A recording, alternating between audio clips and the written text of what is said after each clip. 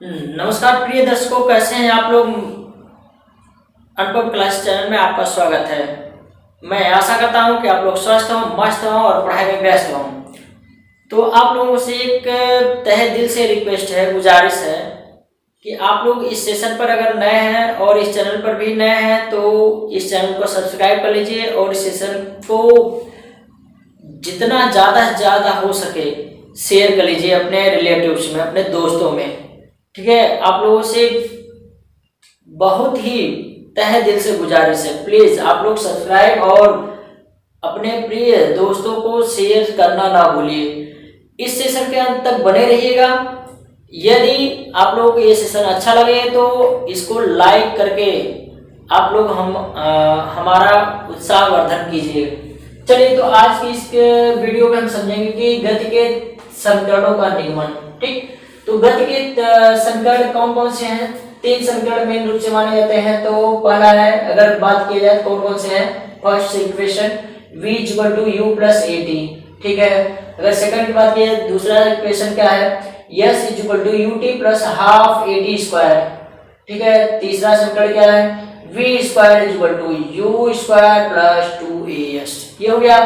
अब इसमें जो भी टर्म्स आए हैं, ठीक, ये ध्यान रखिएगा। इस बात को आप लोग, मैं क्षमा चाहता हूं आप लोगों से कि ये सेशन मैं बीच के टॉपिक से कर रहा हूं। अगर क्लास 9th वगैरह के स्टूडेंट अगर देख रहे हैं तो ये आप लोगों को बीच से लगेगा। क्यों? क्योंकि सेशन के बीच से मैं वीडियो पहली बार बनाना शुरू कर रहा हूं। तो इसको आप लोग कमेंट के माध्यम से अपना प्यार दुलार जरूर दीजिएगा और सुझाइएगा कि हाँ, क्या इसमें जो है कि और भी इम्प्रूवमेंट करनी चाहिए और ये सेशन आप लोगों को कैसा लगा। ठीक है, तो चलिए आज की इस वीडियो में समझेंगे कि इसके पहले का टर्म्स आप लोग इन सब टर्म्स के बारे में शायद जानते होंगे। ठीक, अगर नहीं जानते फिर भी आप लोगों को यहाँ पर क्या क्या इसमें जो टर्म्स यूज किए गए हैं उनके बारे में यहाँ पर आप लोगों को बता दे रहे हैं। ठीक है, अगर बात की जाए यू से, यू क्या है, यू प्रारंभिक वेग है। प्रारंभिक वेग क्या होता है तो ध्यान रखिएगा, मैं आप लोगों को थोड़ा सा बता दे रहा हूँ, बताते हुए चल रहा हूँ, आगे बढ़ा जाएगा। यू क्या है, प्रारंभिक। प्रारंभिक वेग क्या है, जब कोई वस्तु चलना प्रारंभ करती है, क्या करती है, स्थिर अवस्था से क्या करना, गति अवस्था में चलना प्रारंभ करती है। जब कोई वस्तु विरामावस्था से चलना प्रारंभ करती है, जिस वेग पे चलना प्रारंभ करेगी वही उसका क्या हो जाएगा, प्रारंभिक वेग। ठीक है, अब इसके बाद अंतिम वेग क्या होगा, ये है v। v है अंतिम वेग। u प्रारंभिक वेग यानी कि इनिशियल वेलोसिटी, v अंतिम वेग यानी कि फाइनल वेलोसिटी। अब अंतिम वेग क्या होता है, जब कोई वस्तु या तो उसकी स्पीड में कमी हो जाए यानी कि अंत तक रुकने से पहले उसका जो वेलोसिटी होगा यानी कि उसका वेग जो होगा, कोई वस्तु चल रही है रुकने से पहले उसका जो वेग होगा वही क्या होगी, अंतिम वेग होगा। वही क्या होगा, अंतिम वेग होगा। अब इसके बाद यस क्या होता है, डिस्टेंस, दूरी क्या होती है। यस को हम दूरी को यस से लिखते हैं, तो क्या होता है ये यस क्या होता है, दूरी के बारे में थोड़ा सा बता दे रहा हूं आप लोगों को। दूरी किसी वस्तु द्वारा क्या है, गतिमान वस्तु द्वारा, किसी गतिमान वस्तु द्वारा तय की गई मार्ग की लंबाई को, किसी गतिमान वस्तु द्वारा तय की गई मार्ग की लंबाई को हम क्या कहते हैं, दूरी कहते हैं। इसको हम यस से रिप्रेजेंट करते हैं। ठीक है, अब इसके बाद समय, टी को हम समय से लिखते हैं। समय क्या होता है, पृथ्वी सूर्य का चक्कर लगा रही है, पृथ्वी अपने दूरी पर भी चक्कर लगा रही है, यानी कि हम कह सकते हैं कि पृथ्वी के चक्कर काटने के कारण क्या होता है, ऋतु परिवर्तन होती हैं और दिन रात का होना भी पाया जाता है पृथ्वी के घूमने के ही कारण। तो वही पृथ्वी के घूमने का जो फिनोमेना है, परिघटना है, वही होता है समय। वही क्या होता है, समय। अब इसके बाद स्मॉल ए को त्वरण, स्मॉल ए यानी कि त्वरण को लिखते हैं, स्मॉल ए से इसको लिखते हैं त्वरण को रिप्रेजेंट करते हैं। ये त्वरण है क्या, त्वरण यानी कि कोई भी वस्तु है वह अपने वेग में क्या कर रहा है, लगातार परिवर्तन कर रहा है। या तो उसका वेग कम से ज्यादा की तरफ यानी कि उसका वेग बढ़ता जा रहा है, या तो बढ़ा हुआ है फिर से बाद क्या कर रहा है, अपना वेग कम कर रहा है। तो वही हो जाता है त्वरण, यानी कि प्रत्येक समय में वेग परिवर्तन की दर को, या हम कह सकते हैं कि प्रत्येक समय में वेग जो परिवर्तन होगा उसको हम त्वरण कहते हैं। ठीक है, इतना टर्म्स आप लोगों को समझ में आ गया होगा मुझे लगता है। नहीं समझ में आया होगा तो आप इसके पहले पढ़े होंगे, एक बार दोहरा लीजिएगा पहले का। तो आज हम ग्राफी विधि से गति के समीकरण का निगमन हम करेंगे। ठीक, तो चलिए आगे बढ़ते हैं। अगर टर्म्स की बात किया जाए तो इसमें क्या क्या होगा, कैसे कैसे इसको हम बनाते हैं फिजिक्स में। फिजिक्स का तो मेन चीज ये है कि मान करके ही कोई काम किया जाता है, ठीक है। तो चलिए मान लेते हैं, यहाँ हम लिख दे रहे हैं, अगर आप लोगों को सुविधा होगी लिख दे रहे हैं। कुछ बच्चे कमजोर होंगे उनके लिए सुविधा होगी, ठीक। कुछ बच्चे जो है कि अगर इंटेलिजेंट है तो वो लोग अपना ऐसे ही काम चला लेंगे। तो लिख लेते हैं, माना किसी गतिमान वस्तु का,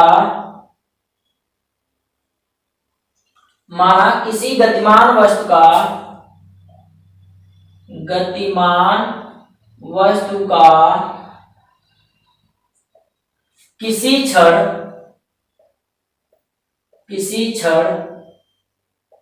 प्रारंभिक वेग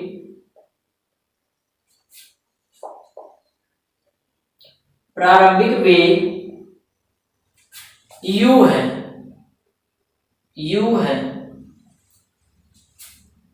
अब इसके बाद क्या हो जाएगा, स्मॉल t समय पश्चात,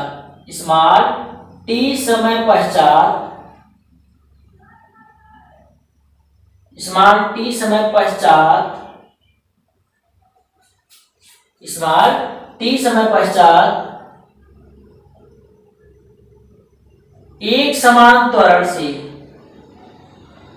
एक समान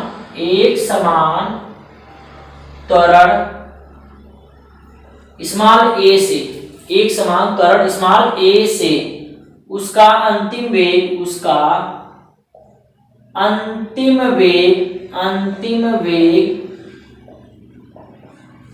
v हो जाता है। क्या हो जाता है, स्मॉल v हो जाता है, स्मॉल v हो जाता है, ठीक।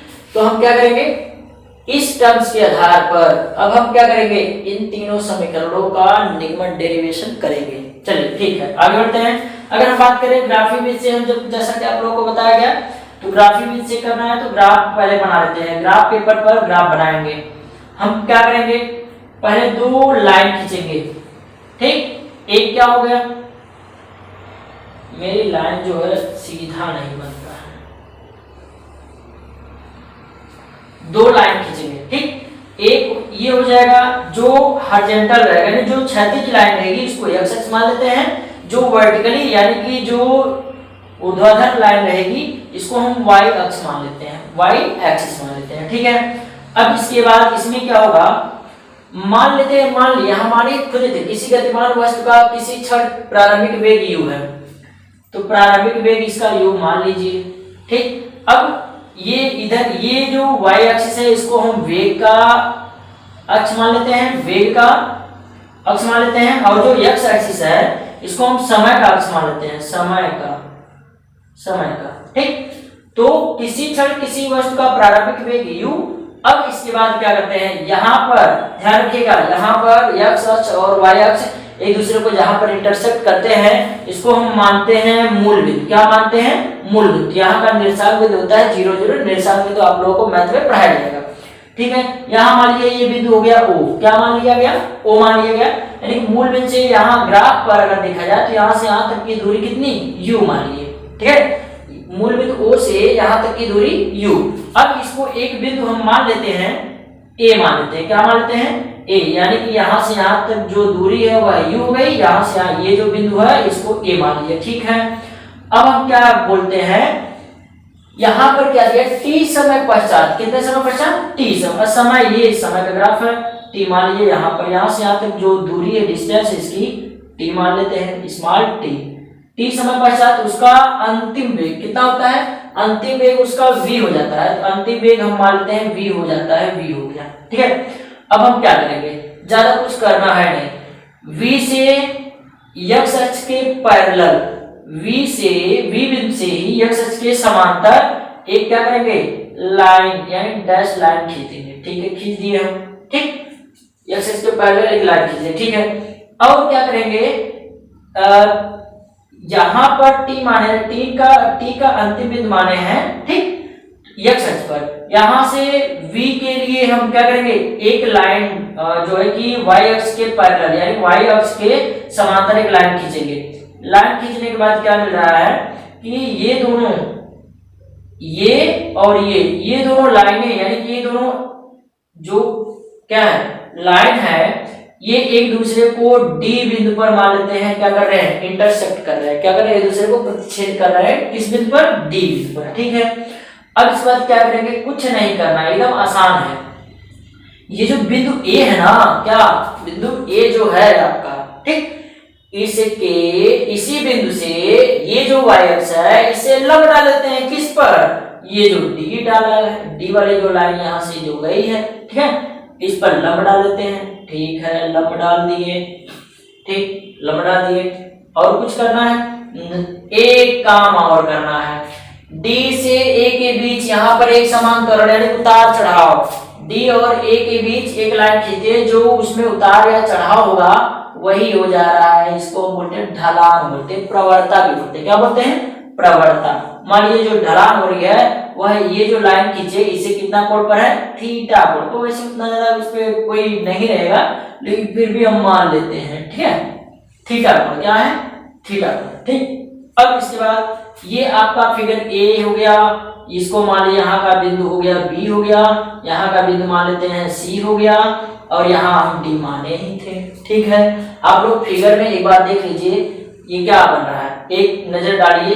तो यहाँ पर ए B C O, A B C ओ एक आयत बन रहा है, रेक्टेंगल बन रहा है, क्या बन रहा है, रेक्टेंगल आयत बन रहा है। ठीक है, और एक जो है इधर भी एक फिगर ऊपर भी बन रहा है, ऊपर वाला फिगर क्या है, क्या, A B D, A B D, ये जो फिगर बन रहा है ये ट्रायंगल बन रहा है, यानी कि त्रिभुज बन रहा है, क्या बन रहा है, त्रिभुज बन रहा है। ठीक, तो ठीक है, ये सब तो फिगर बन गए हैं, ये सब क्योंकि आगे मिलेगा आप लोगों को टर्म्स का इसका उपयोग करना पड़ेगा, ठीक है, इसलिए हम पहले ही बता दिए।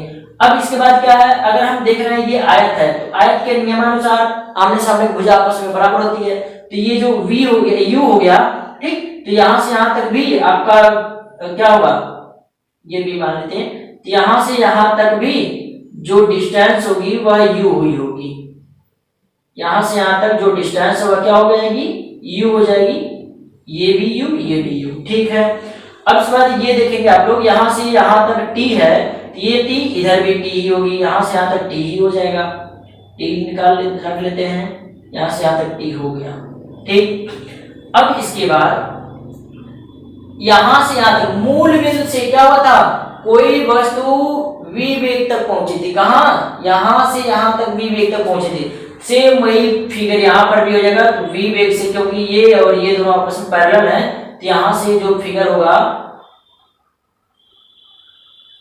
v वेग हो जाएगा, क्या हो जाएगा, v वेग होगा। ठीक, v हो जाएगा, वेलोसिटी v हो गया। ठीक है, अब इसके बाद ये हो गया v u, ये हो गया v, तो यहाँ का b और d के बीच की जो दूरी है वह कितनी हो जाएगी, b और d के बीच की जो डिस्टेंस है वह कितनी होगी। ठीक, तो हम क्या करते हैं, चलिए एक एग्जांपल के थ्रू समझते हैं। यहीं पर मान लीजिए ये हो गया a, ये हो गया b। ठीक, एक रस्सी है, a और b के बीच एक रस्सी है जिसकी लंबाई 5 मीटर, कितना है, 5 मीटर है।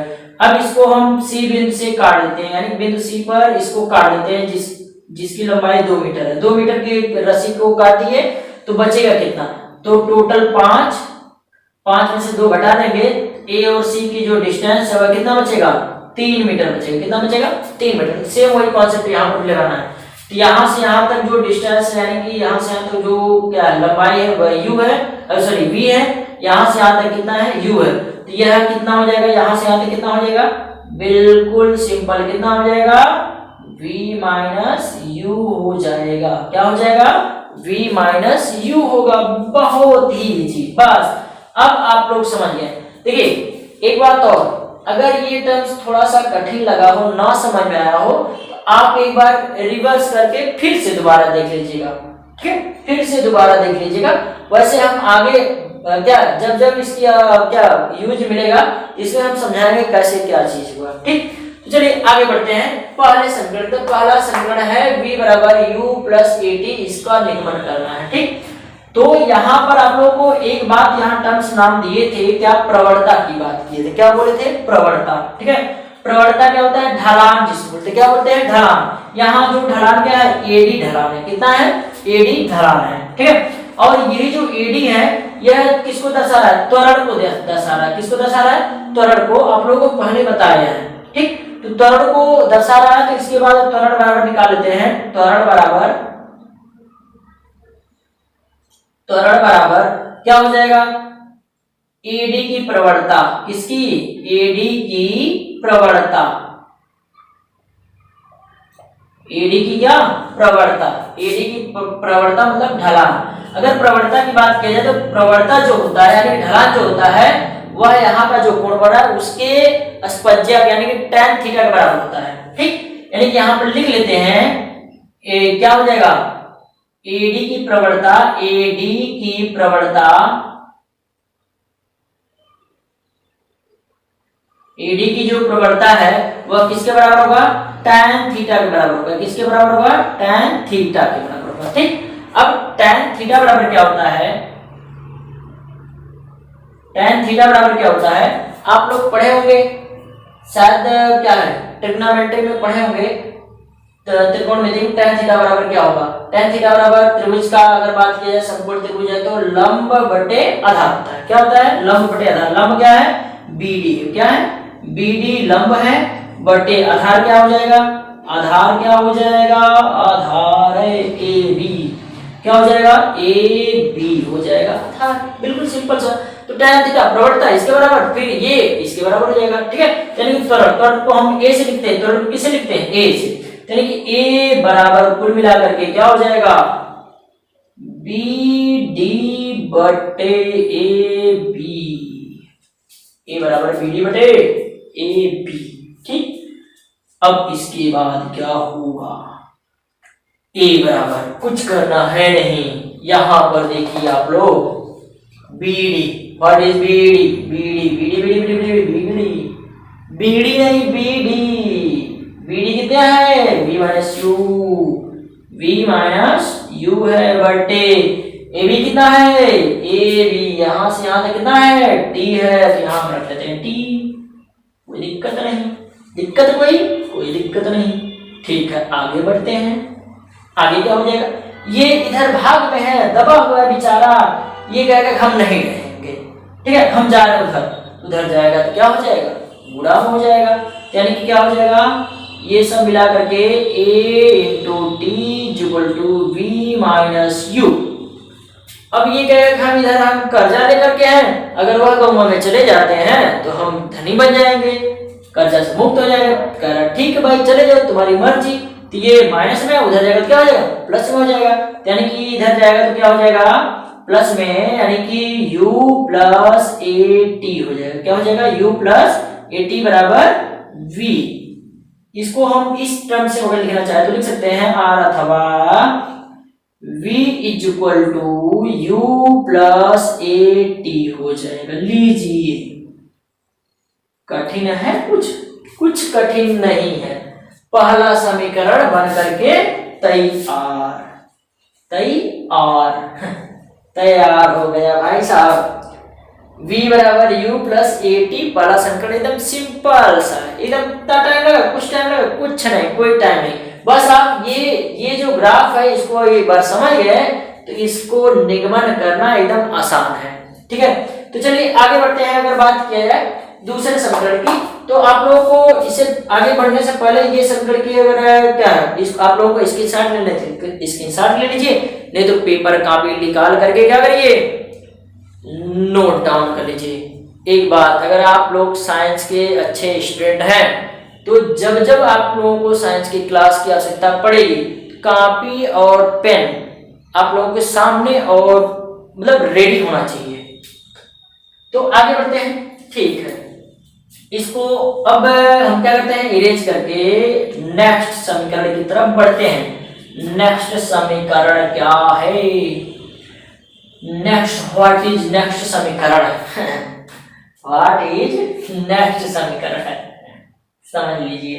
दूसरा समीकरण क्या है, S बराबर UT + ½ AT²। ठीक, तो चलिए आगे बढ़ते हैं, ध्यान रखिएगा। इसको करते हैं, कुछ करना है नहीं, यहां पर ग्राफ में देखिए, किसमें, ग्राफ में देखिए, एकदम ध्यान से ग्राफ में देखो जी। तो क्या होता है इस ग्राफ में है क्या, आप लोगों को पहले बता दिया। ये वाला अगर फिगर देखा जाए तो ये है आयत और ये है त्रिभुज। क्या है? त्रिभुज। क्या है? रेक्टेंगल। ये है रेक्टेंगल, ये है ट्रायंगल। ठीक है। अब इसके बाद इसकी अगर बात किया जाए तो ये रेक्टेंगल है, ये है ट्रायंगल। ठीक है। हमको निकालना क्या है? यस। यस है क्या? इसका नाम क्या है? यस यार, यस यस क्या है? दूरी। दूरी है। ठीक है। दूरी ले लेते हैं। दूरी क्या? दूरी यानी डिस्टेंस बराबर, तो दूरी यानी डिस्टेंस बराबर क्या होगा? अरे बाप रे, समझी में नहीं आ रहा है। कोई दिक्कत नहीं, हम बता रहे हैं ना, हम हैं, हमारे रहते हुए कोई टेंशन लेने की जरूरत नहीं। यह है आयत। हम क्या करते हैं? आयत का क्षेत्रफल निकालते हैं। सिंपल से क्या निकालते हैं? आयत का क्षेत्रफल। आयत आयत आयत आयत है बन क्या रहा है? A B C O, A B C O, A B C O. आयत ए बी सी ओ का क्षेत्रफल प्लस, और दूसरा का जो फिगर है वो क्या है? दूसरा का फिगर क्या है? ट्रायंगल, त्रिभुज है ए बी डी। ठीक है। Triangle A B D, A B D का क्षेत्रफल, ए बी डी का क्षेत्रफल। ठीक है। दूरी को हम लिखते हैं यस से, यस से, यहां से यस इज इक्वल टू आयत ए बी सी ओ का क्षेत्रफल। ए बी सी ओ का क्षेत्रफल क्या हो जाएगा? ए ओ इंटू ओ सी या ए बी, कुछ भी लिख सकते हैं। A B, A O into A B हो गया प्लस त्रिभुज का क्षेत्रफल क्या होता है? हाफ इंटू, यहां पर क्या होगा? त्रिभुज का क्षेत्रफल वैसे होता क्या है? लंब गुणे आधार, altitude into base, height into base. ठीक है। तो हाफ हो गया। अब हाइट इंटू बेस लिखते हैं। हाइट क्या है? बी डी इंटू बेस क्या है? A B. क्या है? A B. ठीक है, कोई दिक्कत नहीं है। यहां से लिख लेते हैं s is equal to A O की वैल्यू यू, ए ओ की value u into A B की value t plus half into B D की value v minus u into A B की वैल्यू टी हो गया। बिल्कुल आसानी से एकदम, देखिए फटाफट अपने आप होता चला जा रहा है। S equal to u t plus half v minus u into t, into क्या हो रहा है? टी। लेकिन ये समीकरण आप लोग खुद ध्यान से देखिए, क्या इसमें कहीं पर v माइनस यू एक साथ है? नहीं है। तो हम क्या करेंगे? v माइनस यू को अलग करेंगे। v माइनस यू को क्या करेंगे? हम यहां से इसको अंडरग्राउंड कर देते हैं। चलिए कैसे करेंगे? कैसे होगा? नहीं आ रहा। अरे आएगा क्यों नहीं? हम क्या करते हैं? समीकरण पहला का सहारा लेते हैं। किसका? समीकरण एक का सहारा लेते हैं। समीकरण एक से किसे?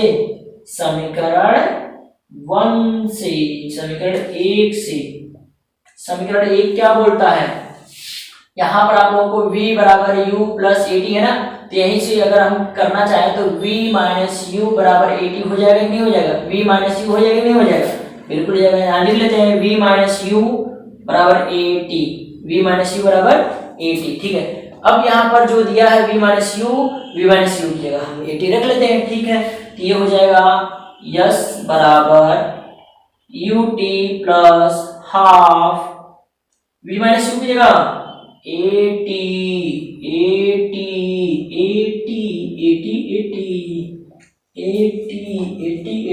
अब इसको मिला करके हम लिख देते हैं आर अथवा s small s is equal to u t plus ड्यूटी मतलब हाफ इंटू ए टी का टी में मल्टीप्लाई होगा टी स्क्वायर हो जाएगा, ए टी स्क्वायर। यानी कि अब ये क्या हो जाएगा? लीजिए आपका समीकरण दूसरा मिल करके तैयार। दूसरा समीकरण बन करके क्या हो गया, तैयार हो गया। कितना इजी है, एकदम इजी तरीके से क्या हो गया, दूसरा समीकरण भी मिल गया। बिल्कुल, क्या सबसे मेन चीज क्या है, ग्राफ को समझना। ठीक, तो चलिए आप लोग इसके साथ ले लीजिए, अन्यथा इसको भी नोट कर सकते हैं, इसको नोट कर लीजिए और हम आगे बढ़ते हैं। ठीक, तो आगे क्या है, आगे बढ़ने से पहले आप लोगों को एक चीज के बारे में रिक्वेस्ट कर रहे हैं, बार बार ये रिक्वेस्ट कर रहे हैं कि यदि आप लोगों को अच्छी क्लास लग रही है तो आप लोग इस सेशन को क्या करिए, ज्यादा से ज्यादा लोगों में शेयर करिए और उनसे बोलिए कि ये सब सब्सक्राइब करें। ठीक है, हाँ, और अगर आप नए हैं तो जरूर से जरूर सब्सक्राइब कर लीजिए इसको।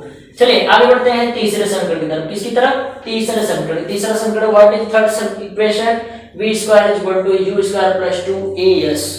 ठीक, तीसरा समीकरण देखते हैं हम, समझ ना। तीसरा समीकरण देखने से पहले देखते हैं इसको समझते हैं। अब आप देखिए, अब तक तो डिस्टेंस निकालने के लिए आप दो पार्ट में डिवाइड करते, दो फिगर, एक फिगर रेक्टेंगल, एक फिगर ट्रायंगल, एक फिगर आयत था, दूसरा फिगर त्रिभुज था। ठीक है, लेकिन हम क्या करते हैं, वही डिस्टेंस निकालने के लिए उन दोनों को एक कंजुगेट कर लेते हैं, दोनों फिगर। तो दोनों फिगर जब एक बना लेंगे तो क्या होगा, कुछ इस तरह से दिखेगा। ये बीच वाली लाइन, सब कुछ करिए, ये बीच वाली लाइन है ही नहीं। ठीक है, यानी कुछ इस तरीके से फिगर हो जाएगा, ए हो जाएगा, डी हो जाएगा, अब यहाँ पर क्या हो जाएगा, सी हो जाएगा, यहाँ पर ओ हो जाएगा, यहाँ पर ओ हो जाएगा। ये फिगर है। ठीक, इस फिगर को हम क्या नाम बोलते हैं, व्हाट इज दिस नेम, इसका नाम क्या है, इसका नाम क्या है, इसको हम बोलते हैं समलंब। क्या, समलंब चतुर्भुज। क्या बोलते हैं, समलंब चतुर्भुज। तो सेम वही चीज निकालना है हमको। समलंब चतुर्भुज का फार्मूला पता होगा शायद, कमेंट करके बताइए जल्दी से फटाफट, समलंब का फार्मूला क्या होता है। चलिए आगे बढ़ते हैं, फिर वही से शुरू करते हैं जहां से खत्म किए थे। दूरी, दूरी बराबर, अब इसके बाद समलंब, समलंब, समलंब क्या क्या है, ए ओ सी डी, ए ओ सी डी का क्षेत्रफल, ए ओ सी डी का क्षेत्रफल। समलंब का क्षेत्रफल क्या होगा, जल्दी से कमेंट करके बताइए आप लोग फटाफट। चलिए दूरी को हम किससे लिखते हैं, यस से लिखते हैं। ठीक है सर जी, यस से लिख दिए हम। समलंब ए ओ सी डी का क्षेत्रफल क्या हो जाएगा, तो ध्यान रखिएगा, मैं आप लोगों को बता दे रहा हूं। समलंब दोनों समांतर भुजाओं का योग इनटू बीच की लंबवत दूरी बटे 2, समांतर भुजाओं का योग इनटू लंबवत दूरी बटे 2। ठीक है, तो हम पूरे बटे 2 पहले ही कर लेते हैं, इनटू समांतर भुजाओं का योग। समांतर भुजाएं कौन कौन सी हैं, एक तो ये है और एक ये है, यानी कि एओ, एओ, एओ प्लस सी डी, एओ प्लस सी डी इनटू बीच की लंबवत दूरी क्या है, ओ सी है। क्या है, ओ सी। ठीक, कोई दिक्कत नहीं है, एकदम आराम से हो जा रहा है। यस इक्वल टू हाफ एओ क्या है, व्हाट इज एओ, एओ की वैल्यू क्या है, यू है, यू हो गया, यू प्लस सी डी की वैल्यू क्या है, सी डी, सी डी यहां से यहां तक वी है तो वी कर लिए, वी हो गया, इनटू ओसी क्या है, ओसी क्या है, टी है तो टी लिख दिए। ठीक है, लेकिन इसमें देखिए थर्ड समीकरण में क्या कहीं टी है, टी है कहीं नहीं है, तो हम क्या करेंगे, टी को अंडरग्राउंड करेंगे। चलिए कैसे करते हैं। ठीक, फिर वहीं से किसका सहारा लेंगे, समीकरण पहला का, समीकरण 1 से, समीकरण 1 से। ठीक है, समीकरण 1 में क्या हो जाएगा, v माइनस यू बराबर ए टी होता है ना, तो t बराबर निकाल लेते हैं, तो ये हो जाएगा v minus u is equal to v minus u बट्टे a is equal to t, तो t बराबर v माइनस यू बट्टे a हो गया। ठीक है, तो यहां से इसको हम रख लेते हैं, यानी कि s is equal to, s यहां लिखते हैं, s is equal to half, इसको हम लिख सकते हैं चाहे 2 प्लस 3 या 3 प्लस 2 इज इक्वल टू 5, ये भी 5, वैल्यू में कोई चेंजिंग नहीं होगा। ठीक है, इसको हम लिख लेते हैं v plus you into T की वैल्यू v माइनस यू अपान ए। ठीक, अब ये दोनों क्या हो रहे हैं, इधर दबे हुए हैं, उधर जाना चाहते हैं। उधर का मतलब इससे उधर भेज देते हैं, इन दोनों को भेज देते हैं, तो उधर जाएगा तो क्या हो जाएंगे, दबे हुए, उधर जाएगा तो ऊपर हो जाएंगे। ऊपर होने का मतलब इधर हो जाता है तो क्या हो जाता है, ये भाग में इधर 95 तो गुणा हो जाएगा, यानी कुल मिलाकर के हो जाएगा 2as, क्या हो जाएगा 2as इज इक्वल टू, इन दोनों का मल्टीप्लाई हो जाएगा। इन दोनों को मल्टीप्लाई करने के बाद क्या मिलता है, देखिए फार्मूला याद करिए, आप लोग पढ़े होंगे क्लास 8th में, a plus B into A minus B, कुछ याद आ रहा है, क्या याद आ रहा है, ये होता है वर्गांतर फॉर्मूला ए स्क्वायर माइनस बी स्क्वायर, ए स्क्वायर माइनस बी स्क्वायर। अब ये कैसे होगा, तो ये आप लोग क्या करेंगे, विस्तार कर सकते हैं, इसका इसमें मल्टीप्लाई करिए फिर इसमें करिए, ये हो जाएगा ए स्क्वायर प्लस ए बी हो जाएगा, फिर इसका इसमें करिए फिर इसमें करिए, तो हो जाएगा माइनस ए बी हो जाएगा, फिर इसका प्लस बी स्क्वायर हो जाएगा, माइनस ये कट जाएगा तो क्या मिल गया, ए स्क्वायर माइनस, सॉरी इसका इसमें करेंगे तो माइनस हो जाएगा, गलती हो गई, a square minus b square, यहाँ पर a square minus b square formula है, तो यही हो जाएगा v plus u v minus u, इन दोनों का हो जाएगा v square minus u square. ठीक है, सेम वही टर्म्स जो वही है, ये माइनस में 75 कर दिए तो क्या हो जाएगा, प्लस में हो जाएगा, यानी कि ये मिल जाएगा, क्या मिल जाएगा, u square plus 2as is equal to v square. ठीक, या उस टर्म में लिखना चाहे तो लिख सकते हैं v square is u square plus 2as। लीजिए सेकंड समीकरण भी आप लोगों का सिद्ध होकर के तैयार। कितना टाइम लगा, बिल्कुल एकदम टाइम लगा ही नहीं, बहुत ज्यादा 2-4-5 मिनट लगा होगा, इससे ज्यादा कोई टाइम नहीं लगा। अब बताइए आप लोगों को, यदि आप लोगों को बढ़िया तरीके से समझ में आया हो तो आप लोगों से तहे दिल से ये विनती है कि आप लोग इस सेशन को ज्यादा से ज्यादा लोगों तक शेयर करिए। ठीक है, और कमेंट में करके ये बताइए आप लोग कि ये सेशन आप लोगों को कैसा लगा। यदि अच्छा लगा हो तो आप लोग इस सेशन को प्लीज लाइक जरूर कर दीजिए ताकि हम लोगों का उत्साह वर्धन हो। ठीक, तो अंत तक देखने के लिए आप लोगों का बहुत ही तहे दिल से धन्यवाद। जय हिंद।